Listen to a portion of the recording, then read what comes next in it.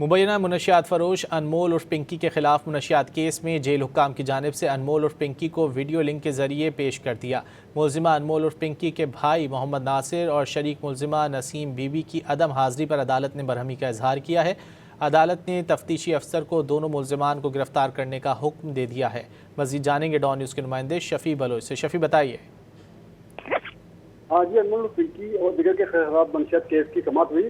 Jail حکام کی جانب سے انمول اور پنکی کو ویڈیو لنک کے ذریعے عدالت میں پیش کر دیا گیا اور ملزمہ کے بھائی محمد ناصر اور شریک ملزم نسیم بی بی کو جو ہے وہ عدم حاضری پر عدالت میں برہمی کا اظہار کیا اور ملزمہ انمول اور پنکی کے بھائی محمد ناصر اور شریک ملزم نسیم بی بی کے جو ہے وہ ناقابل ضمانت والے گرفتاری عدالت میں جاری کر دیے ہیں اور تفتیشی افسر کو بھی عدالت نے دونوں ملزمان کو گرفتار کرنے کا حکم دے دیا ہے۔